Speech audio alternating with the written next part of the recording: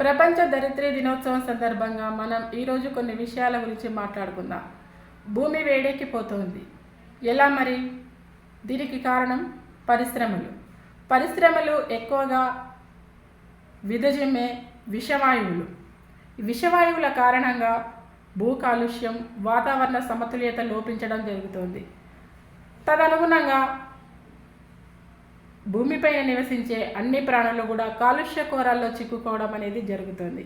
దానివల్ల అనేక రోగాల బారిన పడడం, ప్రమాదకరమైన క్యాన్సర్ వంటి వ్యాధుల బారిన పడి త్వరగా ఆయు క్షీణించి చనిపోవడం జరుగుతుంది. ఎలా మరి? వీటన్నిటి బారి నుంచి ఎలా మనం భూమిని రక్షించాలి? భూమి మీద ఎక్కువగా మొక్కలను నాటి పెంచడం వల్ల భూ కాలుష్యం కొంతమేరకైనా తగ్గించవచ్చు. మనం ప్లాస్టిక్ పదార్థాల మీద ఎక్కువగా ఆధారపడుతున్నాము. ప్లాస్టిక్ బకెట్స్ వాడడం, ప్లాస్టిక్ గ్లాసులు వాడడం, ప్లాస్టిక్ టీ గ్లాసులు వాడడం, ఇలాంటి వాటి వల్ల మనకు క్యాన్సర్ రావడమే కాకుండా భూమి యొక్క ఆరోగ్యం కూడా పాడైపోతుంది. భూమి లోపల అవి చేరిపోయి కొన్ని వందల వేల సంవత్సరాలకు కూడా భూమిలో నిక్షిప్తమైపోతాయన్న గ్యారెంటీ లేదు. కాబట్టి భూమిని మనం రక్షించుకోవాల్సిన అవసరం ఉంది. భూమిని కనుక మనం రక్షించుకోకపోతే రేపు మన భవిష్యత్ తరాలకు తినడానికి గింజ ఆహారాన్ని కూడా ఉత్పత్తి చేసుకోలేని పరిస్థితి దాపురిస్తుంది. అది ఎలాగా అంటే, మనము ఉపయోగించి పాడేస్తున్న ఈ ప్లాస్టిక్ వ్యర్థాలన్నీ కూడా భూమి లోపల చేరి వ్యవసాయానికి ప్రతికూలంగా తయారవడం జరుగుతుంది. వ్యవసాయానికి ప్రతికూల పరిస్థితులు ఏర్పడ్డప్పుడు ఏ ఒక్క వ్యవసాయ ఉత్పత్తి కూడా జరగదు. దానివల్ల మనకు ఆహారం దొరకకపోవచ్చు. కాబట్టి మనం భూమిని రక్షించుకోవాలి. భూమి యొక్క సారం కూడా తగ్గిపోకుండా చూసుకోవాలి. వ్యవసాయం చేసిన తర్వాత ఏం చేస్తున్నారు రైతులు? పంటను కాల్చివేయడం జరుగుతుంది. అలా పంటను కాల్చివేయడం వల్ల కూడా భూమి యొక్క నాణ్యత తగ్గిపోతుంది. భూసారం తగ్గి మళ్ళీ వ్యవసాయ ఉత్పత్తులు తక్కువ దిగుబడి వచ్చే అవకాశం ఉంటుంది. కాబట్టి భూమి మీద వచ్చిన పంటని కాల్చివేయకండి, దాన్ని తీసేయండి, అలా పోనివ్వండి, భూమిలో కలిసిపోనివ్వండి. దానివల్ల భూసారం పెరుగుతుందే తప్ప తగ్గదు. కాబట్టి రైతులు మీరు కూడా కాస్త భూమిని కాపాడండి. అప్పుడే మీరు భవిష్యత్ తరాలకి వ్యవసాయం చేసుకునే అవకాశాన్ని కల్పించిన వారవుతారు. ముఖ్యంగా బోరుబావుల వినియోగం.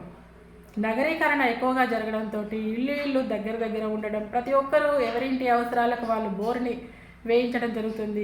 ఆ బోరు అనేది భూ పొరలు చీల్చుకుంటూ లోపలి వరకు 200-300 గజాల వరకు వెళ్ళి నీటిని బయటికి తీసుకురావడం వల్ల భూమి అదిలిపోతుంది. భూలోపల దొరికే నిక్షేపాలు, సహజ వనరులైన బొగ్గు వెలికి తీయాలి అంటే భూమిని తవ్వాల్సిందే. సింగరేణి మైన్స్ వల్ల భూమి పొరలు నాశనమైపోతున్నాయి. భూకంపాలు వచ్చే అవకాశాలు వీటి వల్లే కలుగుతున్నాయి. సహజ వనరుల వినియోగం ఎక్కువగా జరగడం వల్ల భూమిని తవ్వి తీయాల్సిన పరిస్థితి తప్పడం లేదు. మరి మనం వినియోగం అనేది కొంతవరకైనా తగ్గించుకోవాలి.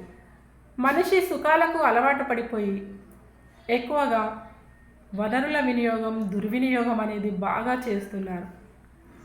నీటినైనా కాస్త పొదుపుగా వాడుకోవాలి. ఉన్నాయి కదా అని చెప్పి వాడేస్తే ఎంత వాడినా కూడా తరిగిపోవడం తప్పించి పెరగడం అనేది ఉండదు. భూమి అనేది పరిమితమైనది, మనిషి కోరికలు అపరిమితమైనవి. జనాభా పెరుగుతుంది కానీ భూమి పెరగదు. భూమి ఎంత ఉందో అంతే ఉంటుంది.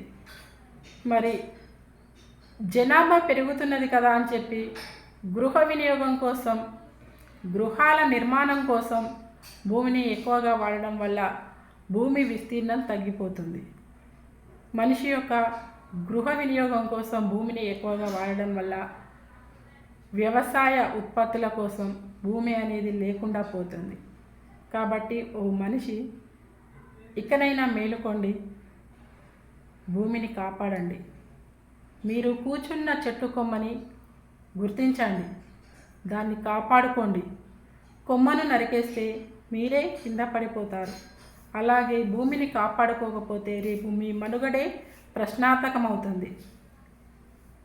ప్రతి ఒక్క మనిషి కూడా భయంగానో ఎవరి బాధకో మేము భూమిని కాపాడడం కోసం చర్యలు తీసుకుంటున్నాము అని కాకుండా ఎవరి బాధ్యతగా వాళ్ళు భూమిని కాపాడే ప్రయత్నాలు చేయండి.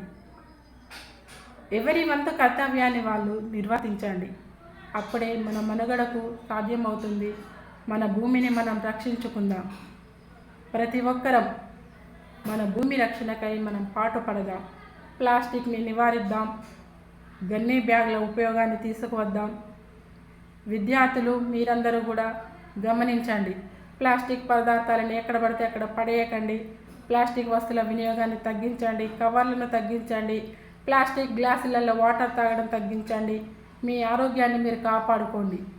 వీలైతే మట్టి కుండలు, మట్టి గ్లాసుల వినియోగం వైపు దారి చూపండి. మీరు పాటింపచేయండి.